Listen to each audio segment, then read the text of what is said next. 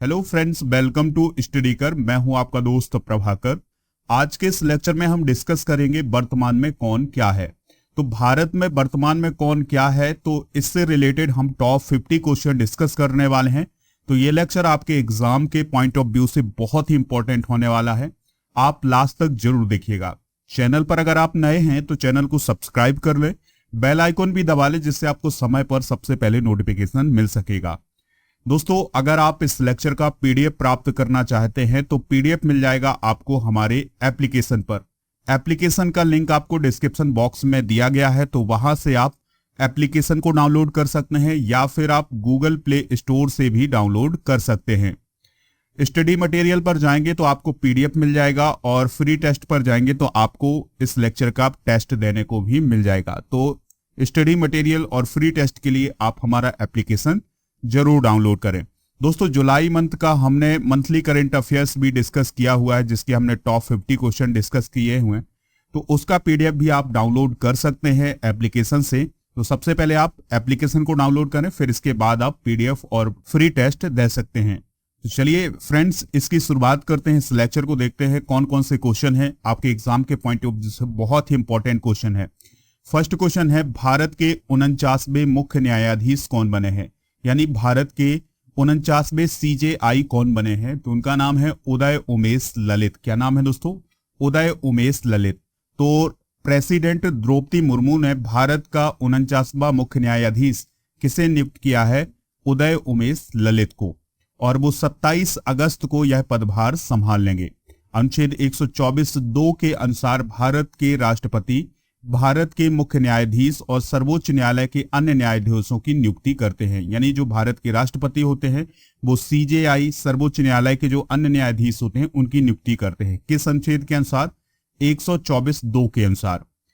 हरिलाल जे कानिया भारत के पहले मुख्य न्यायाधीश थे। तो ये पॉइंट भी आप नोट कर सकते हैं। अगला प्रश्न है, बिहार के 8वीं बार मुख्यमंत्री कौन बने हैं? तो बिहार के 8वीं बार मुख्यमंत्री बने हैं कौन? नीतीश कुमार। कौन बने हैं दोस्तों? नीतीश कुमार बने हैं। जनता दल यूनाइटेड के नेता हैं नीतीश कुमार, तो वो मुख्यमंत्री बने हैं। और इसके साथ राष्ट्रीय जनता दल यानी आरजेडी के नेता हैं तेजस्वी यादव, तो वो उप मुख्यमंत्री बने हैं। क्योंकि अभी हाल ही में गठबंधन टूटा है नीतीश कुमार का और बीजेपी का, और अब वो आरजेडी के साथ गए हैं, तो तेजस्वी यादव उप मुख्यमंत्री बने हैं। ठीक है, तो याद रखिएगा, बिहार के 8वीं बार मुख्यमंत्री कौन बने हैं? नीतीश कुमार बने हैं। अगला प्रश्न है, दिल्ली के नए पुलिस कमिश्नर कौन है? वेरी वेरी इंपॉर्टेंट क्वेश्चन हो जाएगा। तो दिल्ली के नए पुलिस कमिश्नर कौन बने हैं? संजय अरोड़ा। कौन बने हैं दोस्तों? संजय अरोड़ा बने हैं। तो तमिलनाडु कैडर के आईपीएस ऑफिसर है संजय अरोड़ा, तो वो दिल्ली के नए पुलिस कमिश्नर बनाए गए हैं। उन्होंने किसका स्थान लिया है? राकेश अस्थाना का स्थान लिया है। यानी अभी तक राकेश अस्थाना दिल्ली के पुलिस कमिश्नर थे, अब कौन है? संजय अरोड़ा। अगला क्वेश्चन है, प्रणय वर्मा किस देश में भारत के नए राजदूत नियुक्त किए गए हैं? वेरी वेरी इंपॉर्टेंट क्वेश्चन है दोस्तों, नोट कर लीजिएगा। प्रणय वर्मा किस देश में भारत के नए राजदूत बने हैं? तो इस क्वेश्चन का राइट आंसर होगा बांग्लादेश। किस देश में दोस्तों? बांग्लादेश में। और वह किसका स्थान लेने वाले हैं? तो वह विक्रम दोराई स्वामी की जगह लेने वाले हैं, यानी उनका स्थान लेंगे। अगला प्रश्न है, प्रेस सूचना ब्यूरो यानी पीआईबी के प्रधान महानिदेशक कौन बने हैं? तो दोस्तों, प्रेस सूचना ब्यूरो के प्रधान महानिदेशक कौन बने हैं? तो इसका आंसर होगा सत्येंद्र प्रकाश। कौन बने हैं दोस्तों? सत्येंद्र प्रकाश बने हैं। प्रेस इंफॉर्मेशन ब्यूरो यानी पीआईबी भारत सरकार के सूचना और प्रसारण मंत्रालय के अंतर्गत एक नोडल एजेंसी है। इसका गठन 1919 में किया गया था। इसका मुख्यालय नई दिल्ली में है। तो ये सभी पॉइंट भी आप नोट कर लीजिएगा। अगला प्रश्न है, आईटीबीपी के महानिदेशक का अतिरिक्त प्रभार किसे प्रदान किया गया है? यानी आईटीबीपी के जो डायरेक्टर जनरल बने हैं वो कौन बने हैं? तो इसका आंसर होगा एसएल थाउसेन। कौन बने हैं दोस्तों? एसएल थाउसेन बने हैं। अब तक संजय अरोड़ा थे, अब कौन बने हैं? एसएल थाउसेन बने हैं। तो एसएल थाउसेन को अतिरिक्त प्रभार दिया गया है आईटीबीपी का। आईटीबीपी का फुल फॉर्म क्या होता है? Indo Tibetan border police. क्या होता है दोस्तों? Indo Tibetan border police. यह भारत के 7 केंद्रीय सशस्त्र पुलिस बलों में से एक है। यह 24 अक्टूबर 1962 को सीआरपीएफ अधिनियम के तहत 1962 के भारत चीन युद्ध के मद्देनजर बनाया गया था। ठीक है, तो इसको आप नोट कर लीजिएगा। अगला प्रश्न है, संयुक्त राष्ट्र में भारत के स्थायी प्रतिनिधि कौन बनी है? तो संयुक्त राष्ट्र में भारत की स्थायी प्रतिनिधि बनी है कौन? रुचिरा कंबोज। कौन बनी है दोस्तों? रुचिरा कंबोज। तो वह किसका स्थान लेने वाली हैं? तो वह टी.एस. तिरुमूर्ति की जगह लेने वाली हैं। संयुक्त राष्ट्र 1945 में स्थापित एक अंतरराष्ट्रीय संगठन है। वर्तमान में इसमें शामिल सदस्य कितने हैं? 193 हैं। और इसका काम क्या होता है, यानी संयुक्त राष्ट्र का काम क्या होता है? तो यह अंतरराष्ट्रीय शांति और सुरक्षा को बनाए रखता है, मानवाधिकारों की रक्षा करता है और मानवीय सहायता पहुंचाता है। तो ये सभी काम किसके हैं? संयुक्त राष्ट्र के।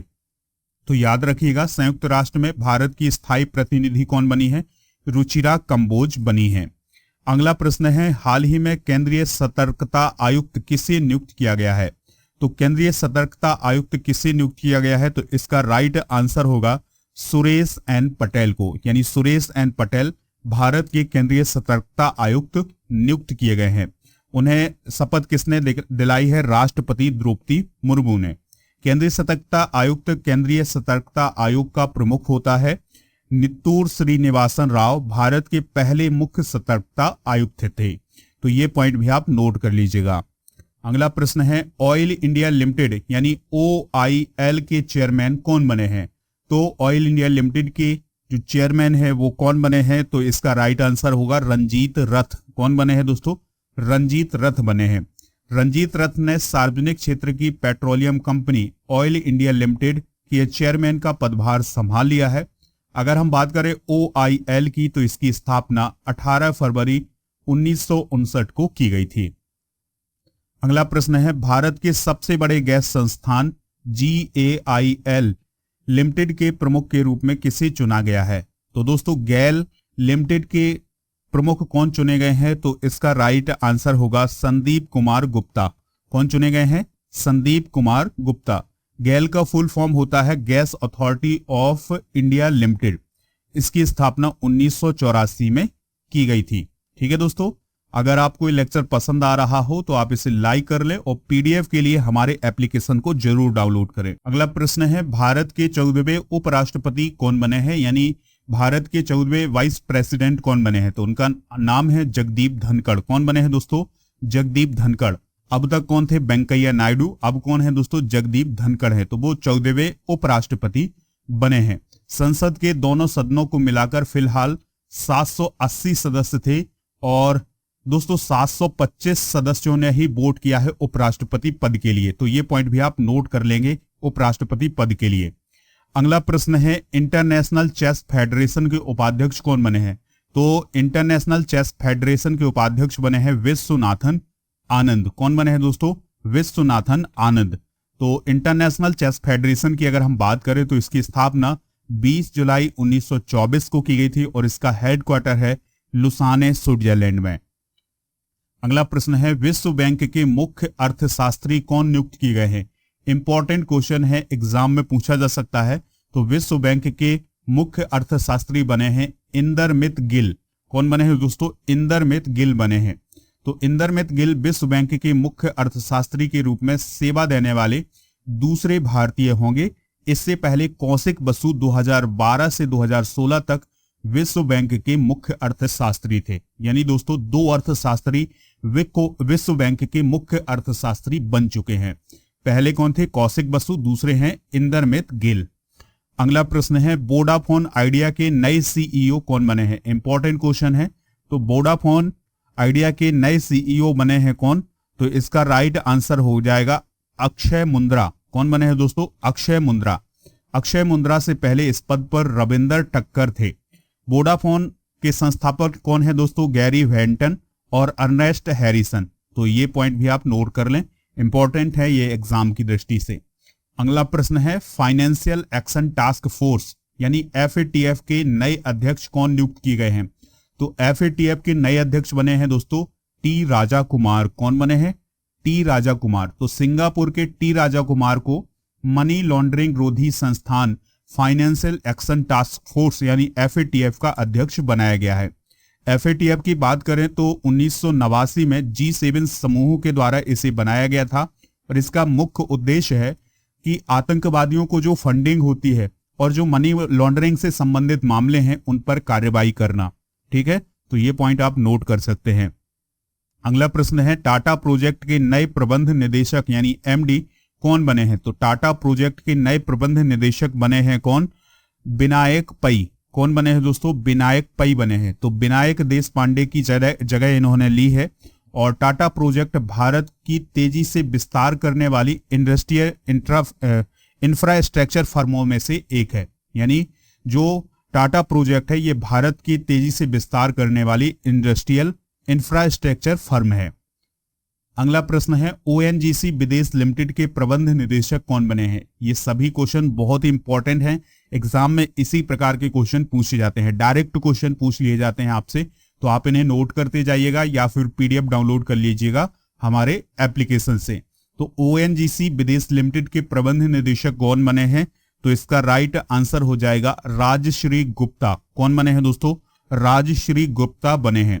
राजश्री गुप्ता ने किसका स्थान लिया है? आलोक गुप्ता का स्थान लिया है। ONGC की बात आई है तो इसका फुल फॉर्म होता है oil and natural gas corporation. इसके चेयरमैन कौन है वर्तमान में? तो अलका मित्तल जो हैं वो ONGC की वर्तमान चेयरमैन है। अगला प्रश्न है भारत की 15वीं राष्ट्रपति कौन बनी है? इंपॉर्टेंट क्वेश्चन है, तो इसका आंसर हो जाएगा द्रौपदी मुर्मू। तो दोस्तों भारत की 15वीं राष्ट्रपति कौन बनी है? द्रौपदी मुर्मू बनी है और वे इस संवैधानिक पद पर पहुंचने वाली पहली आदिवासी और दूसरी महिला राष्ट्रपति होंगी। यानी दोस्तों भारत की पहली आदिवासी राष्ट्रपति कौन है? तो वो है द्रौपदी मुर्मू। और भारत की दूसरी महिला राष्ट्रपति कौन है? तो वो है द्रौपदी मुर्मू। और भारत की पहली महिला राष्ट्रपति कौन थी? प्रतिभा देवी पाटिल। अगला प्रश्न है BCCI के नैतिक अधिकारी और लोकपाल कौन नियुक्त किए गए हैं? तो BCCI के नैतिक अधिकारी लोकपाल नियुक्त किए गए हैं कौन? विनीत सरन। कौन नियुक्त किए गए हैं दोस्तों? विनीत सरन नियुक्त किए गए हैं। BCCI का फुल फॉर्म होता है board of cricket control in India. इसकी शुरुआत या इसकी स्थापना 1928 में की गई थी। इसका हेडक्वार्टर मुंबई के वानखेड़े स्टेडियम में है। और BCCI के वर्तमान अध्यक्ष हैं कौन? सौरभ गांगुली। अगला प्रश्न है UPSC यानी संघ लोक सेवा आयोग के सदस्य के रूप में हाल ही में किसे नियुक्त किया गया है? तो UPSC के सदस्य कौन बने हैं? तो उनका नाम है राज शुक्ला। कौन बने हैं दोस्तों? राज शुक्ला। UPSC के अध्यक्ष कौन है? मनोज सोनी है। UPSC की स्थापना कब की गई थी? 1 अक्टूबर 1926 को की गई थी। अनुच्छेद 315 के अनुसार भारत संघ और भारत के राज्यों हेतु लोक सेवा आयोग का गठन का वर्णन किया गया है। ठीक है, चलिए फ्रेंड्स नेक्स्ट क्वेश्चन है खादी ग्रामोद्योग आयोग के नए अध्यक्ष के रूप में किसने पदभार ग्रहण किया है? तो खादी ग्रामोद्योग आयोग के नए अध्यक्ष कौन बने हैं?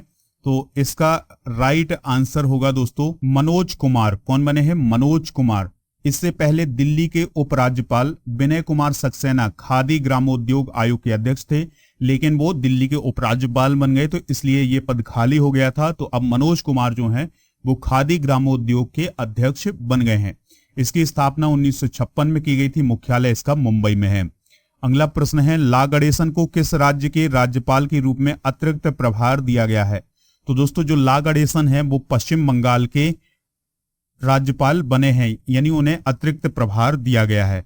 तो राष्ट्रपति रामनाथ कोविंद ने पश्चिम बंगाल के राज्यपाल जगदीप धनखड़ का इस्तीफा स्वीकार कर लिया, क्योंकि जगदीप धनखड़ उपराष्ट्रपति बन गए तो इसलिए ये पद खाली हो गया था। तो ला गणेशन को अब पश्चिम बंगाल के राज्यपाल का अतिरिक्त प्रभार दिया गया है। अगला प्रश्न है भूटान में भारत के राजदूत के रूप में किसे नियुक्त किया गया है? तो भूटान में भारत के राजदूत कौन बने हैं? सुधाकर दलीला। कौन बने हैं दोस्तों? सुधाकर दलीला। उन्होंने किसका स्थान लिया है? तो रुचिरा कंबोज का स्थान लिया है। रुचिरा कंबोज जो है वो यूनाइटेड नेशन में भारत की स्थायी प्रतिनिधि बन गई हैं। तो अब ये पद खाली हो गया था, तो अब सुधाकर दलीला जो है वो भूटान में भारत के नए राजदूत नियुक्त किए गए हैं। अगला प्रश्न है गोवा शिपयार्ड लिमिटेड के नए प्रमुख कौन बने हैं? तो दोस्तों गोवा शिपयार्ड लिमिटेड के नए प्रमुख कौन बने हैं? तो इसका राइट आंसर हो जाएगा ब्रजेश कुमार उपाध्याय। कौन बने हैं? ब्रजेश कुमार उपाध्याय। गोवा शिपयार्ड लिमिटेड की बात करें तो यह एक सरकारी स्वामित्व वाली शिप बिल्डिंग कंपनी है, यानी इसका काम होता है जहाज को बनाना। इसकी स्थापना 1957 में हुई थी और इसका मुख्यालय गोवा में है। अगला प्रश्न है, विजय कुमार जंजुआ किस राज्य के मुख्य सचिव बने हैं? तो दोस्तों विजय कुमार जंजुआ जो हैं वो पंजाब राज्य के मुख्य सचिव बने हैं। ठीक है, उन्होंने किसका स्थान लिया है? अनिरुद्ध तिवारी का स्थान लिया है। गौरव यादव ने पंजाब डीजीपी का अतिरिक्त प्रभार संभाला है। गवर्नर कौन है पंजाब के? बनवारी लाल पुरोहित हैं। चीफ मिनिस्टर कौन है? भगवंत मान है। नेक्स्ट क्वेश्चन है, किसे हाल ही में G20 का नया शेरपा नियुक्त किया गया है? तो दोस्तों हाल ही में जो अमिताभ कांत हैं वो G20 के नए शेरपा नियुक्त किए गए हैं। तो इसका राइट आंसर क्या होगा? अमिताभ कांत। भारत 2023 में G20 शिखर सम्मेलन की मेजबानी करेगा, तो इसके लिए एक शेरपा नियुक्त किया जाता है। शेरपा का काम होता है G20 और भारत के बीच में कोऑर्डिनेशन बिठाना। ठीक है दोस्तों, G20 की बात करें तो इसकी स्थापना 1999 में केंद्रीय बैंकों के वित्त मंत्रियों और गवर्नरों के लिए एक मंच के रूप में की गई थी।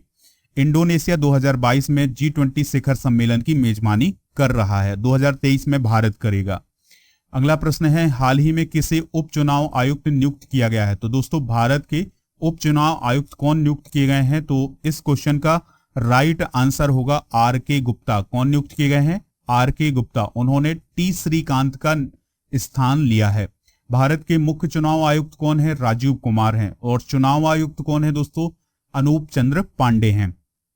अगला प्रश्न है, एसोसिएशन ऑफ इंडियन यूनिवर्सिटीज के अध्यक्ष कौन बने हैं?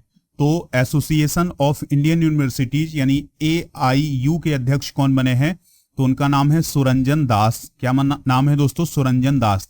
तो जादवपुर यूनिवर्सिटी के कुलपति हैं सुरंजन दास। तो वो भारतीय विद्यालयों के संघ यानी एसोसिएशन ऑफ इंडियन यूनिवर्सिटीज के अध्यक्ष नियुक्त किए गए हैं।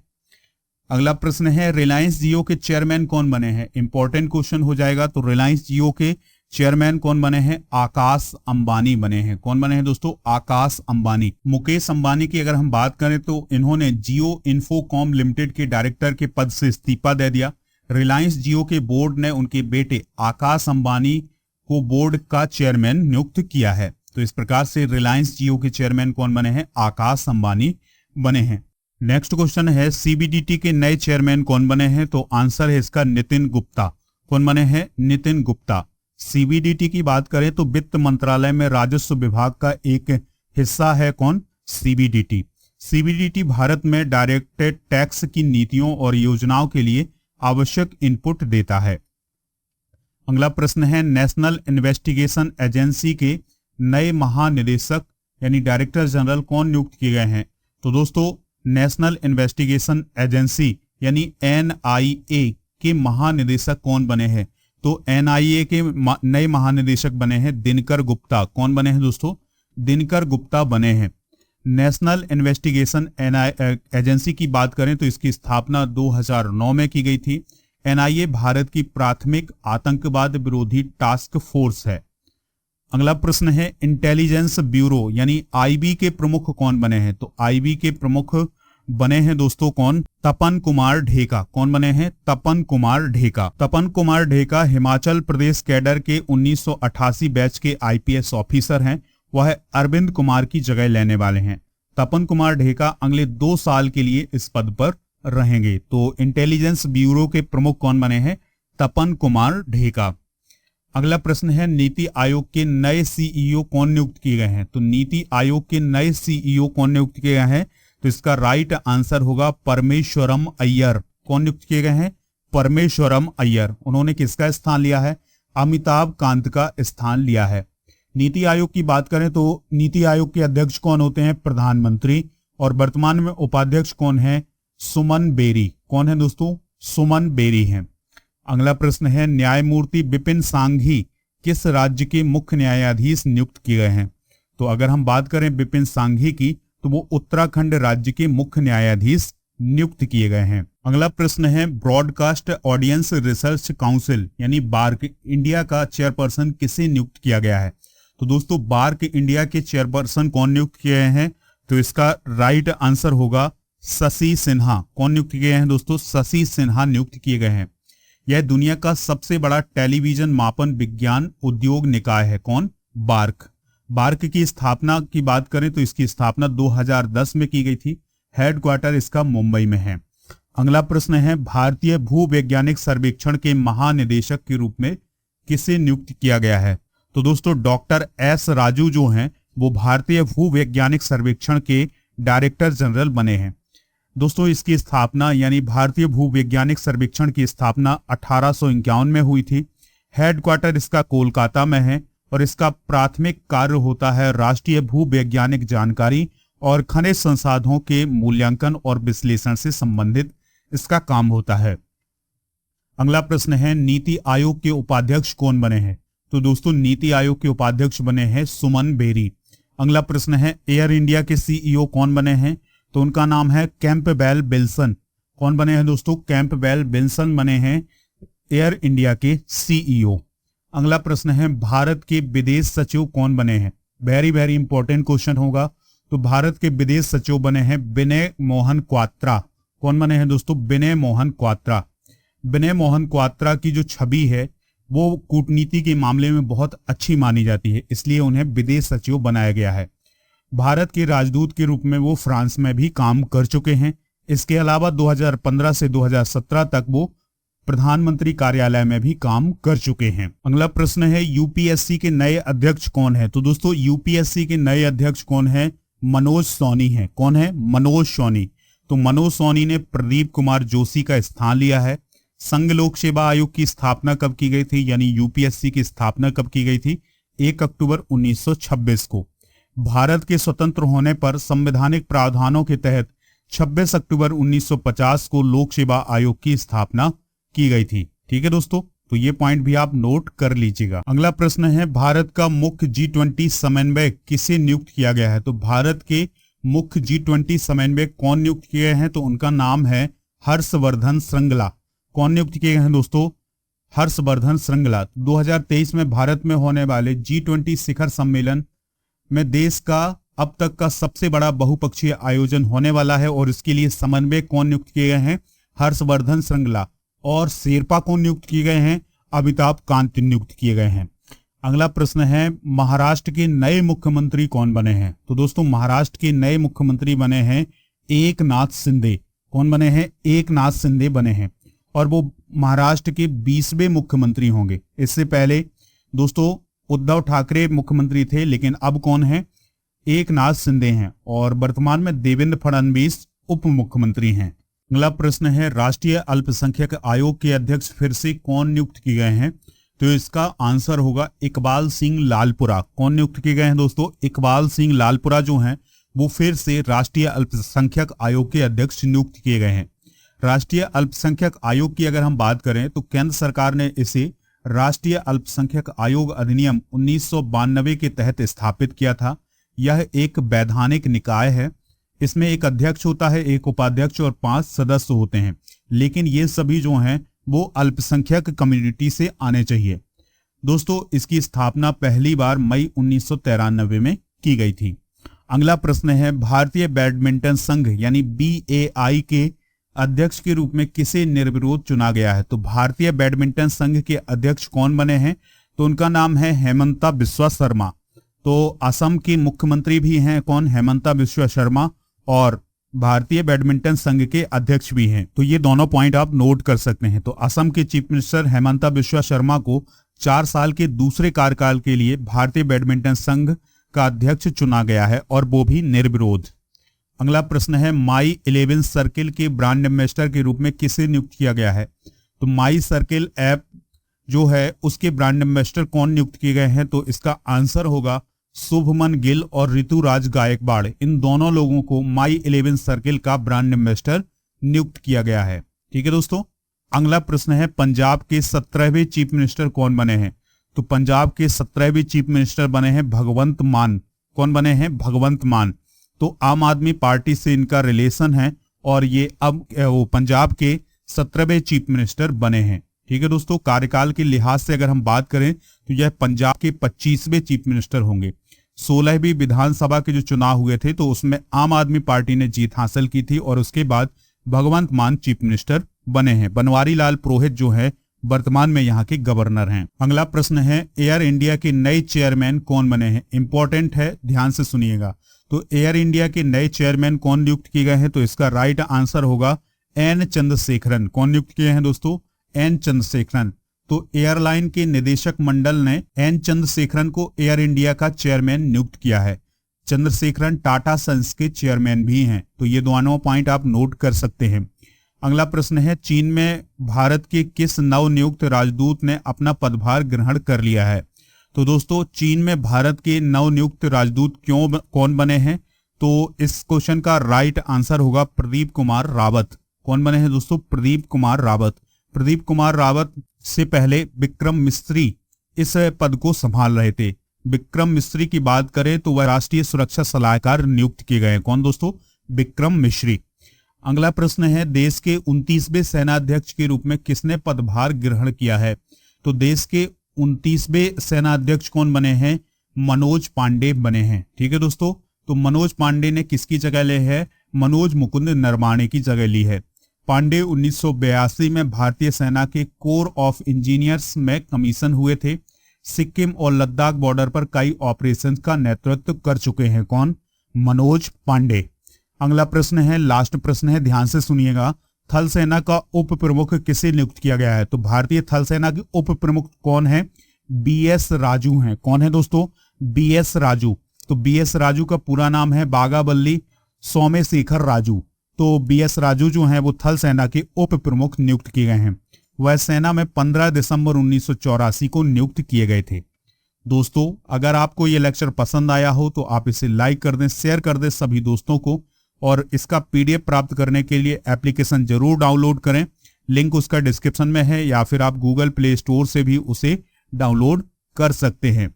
तो दोस्तों, चैनल को सब्सक्राइब भी करना है, बेल आइकन भी दबाना है, जिससे आपको समय पर और सबसे पहले नोटिफिकेशन मिल सकेगा। मिलते हैं नेक्स्ट लेक्चर में। जय हिंद, वंदे मातरम।